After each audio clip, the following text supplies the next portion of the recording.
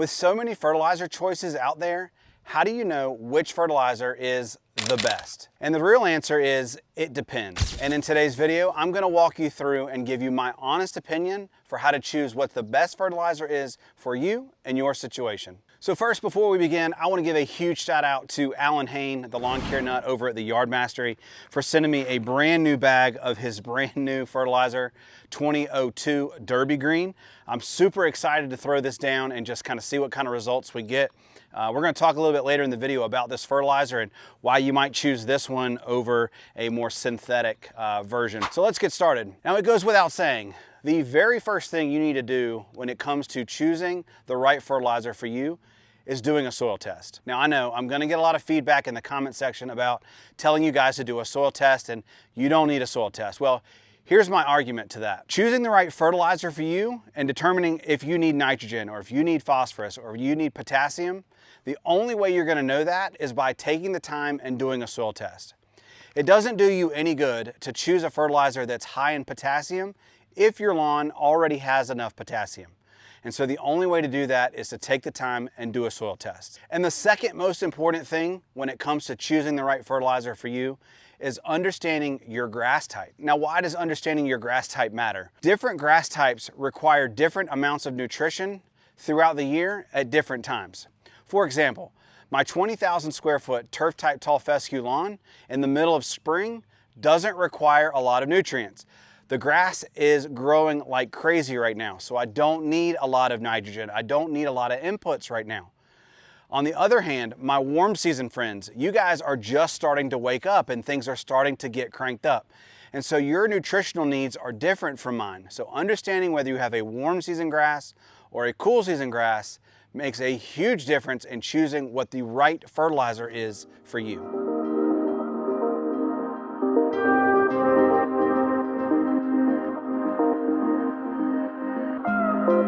Let's talk about slow release and quick release. Why would you want to choose a fertilizer that is slow release versus quick release? Well, first of all, if you're a beginner, choosing a slow release fertilizer is going to be a great option for you.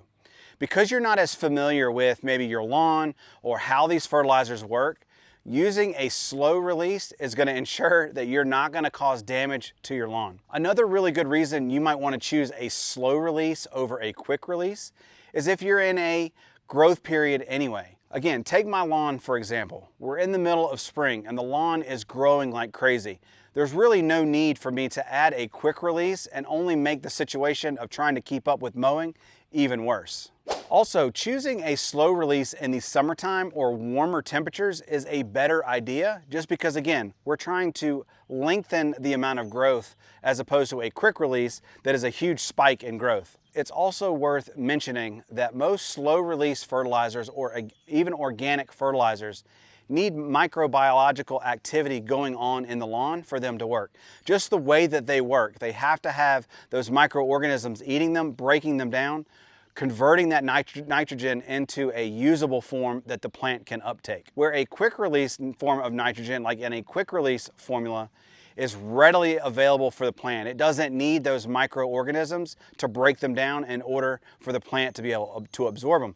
Again, they're a quick release. As soon as it hits, the plant uptakes it and it bursts out into a beautiful green color that we're looking for. All right, so why would you choose a fast release or a quick release over a slow release? Well, depending on the time of year. Let's say it's time for you to put down some grass seed.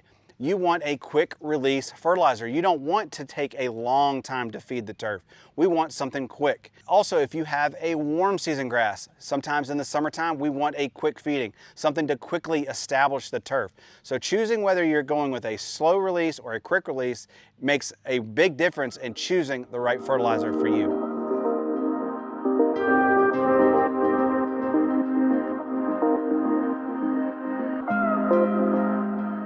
Now let's talk about organic or natural fertilizers versus a synthetic fertilizer. In doing so, let me bring you in a little bit closer and show you the bags of each one of these fertilizers so that you can help understand and make the difference between a natural and a synthetic. So I guess the first big question that you might have is, what is the difference between a natural fertilizer and a synthetic? Well, a natural fertilizer comes from natural sources, usually animal or plant-based material in order to derive their nutritional value. Where a synthetic is exactly what it sounds like. It's a synthetic ingredient that comes from a man-made chemical process, and that's how they make these fertilizers. So looking at the label, you can see where it's derived from. So this is the new Derby Green, the 2000 from the Yard Mastery. And I'll leave links down below where you can go check this out for pricing and all that good stuff.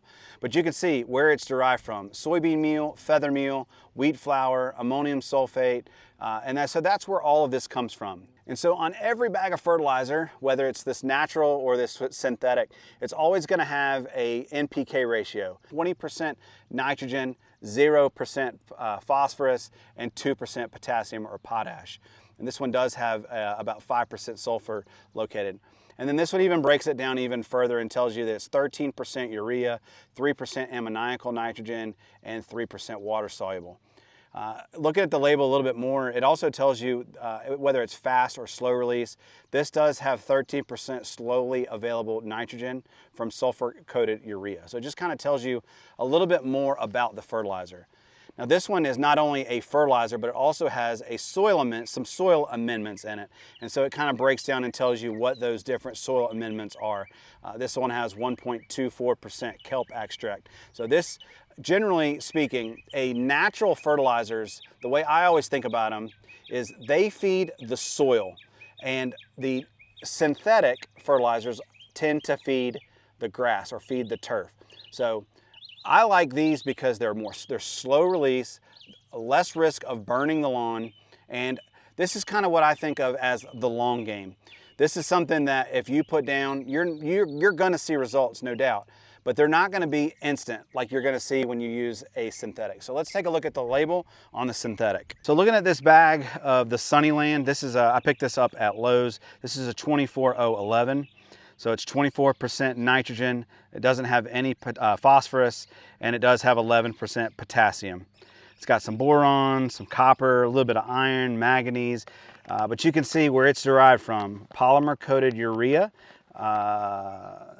muriate of potash, iron oxide, manganese oxide, copper oxide. And so all of these, again, like we talked about with the Derby Green, this comes from a natural or plant or animal based where it derives its nitrogen, and this is a synthetic, so man-made chemical process. I'm not here to say which one's better or which one's worse. They just have different applications based on what your needs are. So why would you choose maybe a synthetic over a natural? Generally speaking, a synthetic fertilizer costs less money. So when you start thinking about which fertilizer is right for you, your budget plays a huge role. At the end of the day, we have to feed the lawn in order for it to look nice.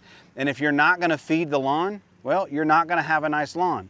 So you have to choose a fertilizer that fits within your budget. So again, I mentioned, why would you choose a natural versus a synthetic? Well, if you're going to choose a natural, again, like I mentioned, this is more beginner friendly. You're less likely to burn your lawn. You're going to get a more slower, more even feeding. You're not going to get a big burst of feeding. Now, a lot of these are polymer coated, like this one's a polymer coated urea. And the reason why they do that is so that it kind of balances out the growth. You don't get that huge surge of growth, but you will get that as opposed to the Derby Green. You do get some improved water and nutrient holding ability, and that's just because, again, we're feeding the soil as opposed to feeding the turf. All right, again, as I mentioned, synthetic fertilizers are generally cheaper. They act a little bit faster. They're also much easier to find. I mean, obviously, Alan has done a great job giving us the Yard Mastery products, making these products readily available. But I do have to go online and order this. So you have to be prepared and kind of be planning and thinking ahead if you want to have this. Where the synthetic fertilizers, you can find them at just about every single big box store. All right. So another reason why you might choose a synthetic over a natural, again, has to do with maybe your lawn, right? So These don't require as much heat to work. You don't necessarily have to have a lot of microorganisms and microbes growing in your soil to get this to work. Where this, you would really need, you're not going to get your bang for your buck if you don't have that microbiological activity going on in your lawn. So as I mentioned, at the end of the day, all fertilizers are virtually the same. But it really comes down to your budget, right? Like what can you afford to throw down? Because at the end of the day, we have to feed the lawn if we want it to be healthy and growing and vibrant.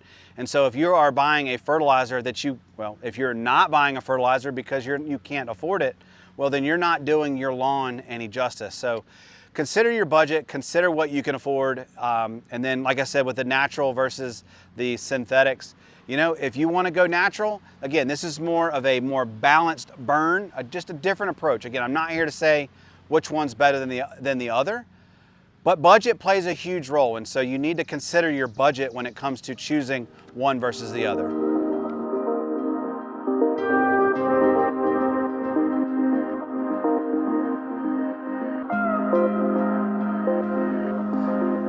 All right, so I just threw some liquid fertilizer on the table, so let's talk for a second why you might choose a liquid as opposed to a granular. Now, you guys know I'm a huge fan of liquid fertilizers, and the main reason for that is because, well, I like spraying. It's just something that I enjoy doing, and so having a liquid fertilizer gives me a lot of different options. Of course, I like the GCI 2000, the 0020, the 505, the 101. And the reasons why I like those is because I can make the right fertilizer for me based on what I need. Again, nothing wrong with these granulars, but they are what they are. I can't really change the amount of the NPK ratio that I'm throwing down. Where with liquids, I can tailor them. I can either increase or decrease with the nitrogen, or I can cut back on the nitrogen, or I can add a little potassium. And so I just like that. I like doing that differently throughout the year to see how my lawn reacts. Plus, having a liquid means I can combine multiple applications in one tank. It gets really hot and humid here in the summertime, right? Sometimes the last thing I want to be out here doing is spraying and throwing down fertilizer. So what's really nice about these liquids is I can combine multiple applications in one tank and make one application. Right, so I can add my fertilizer, my pest control, my fungicides all in one tank and make one application and get back in the air condition where it's nice and cool. As opposed to these granulars, right, like I have to make just the fertilizer application. We can't mix things together, or at least we shouldn't mix things together. That's really a bad idea. These are prills, and so those prills come out at different rates. So if you end up mixing them together, you could potentially harm your lawn. So I highly advise against that. Now, as I mentioned, I'm a huge fan of liquids, but they do have their drawbacks as well. Generally speaking, the reapplication rates are a little bit quicker. These granulars are usually a long or slow release, so they can feed up to 3 or 4 months in some cases. Where liquids, yeah, you're gonna get about 20, 30 days out of a feeding, and then it's going to be time to reapply. So depending on your strategy and how you like to take care of your lawn may depend on whether you choose a liquid or a granular. Now again, I like feeding consistently and really dialing in the amount of nitrogen that I'm giving it as opposed to one big feeding at one shot. But again, that's what makes all of this so great and challenging to try to choose which one's the best for you. So really quick, before I go any further, I have to tell you, it's just really important that you guys are reading the labels, follow the label. I know you hear that all over YouTube, but it is important. The label will tell you anything and everything that you need to know about that product. I get asked a lot of questions about, how much should I apply? When should I apply? If you read the label, it's on there, and it'll give you really everything that you need to know.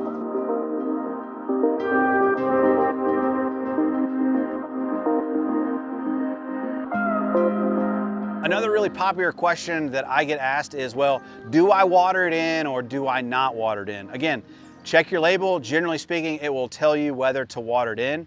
But for me, I like to leave liquid fertilizers in at least overnight because they're applied foliar to the plant, right? We're trying to get them inside the leaf tissue. I like to leave it on there and let it really soak in. If you want to water it in, say the next day, by all means, that's great. or if you want to water it in immediately, of course, that's fine too. It's really your prerogative and you do what you want. But again, the label will tell you on these granulars whether they want you to water them in. Some of them are water-soluble urea, so we want to get them watered in to get them activated and get them breaking down. And again, the label will tell you everything that you need to know.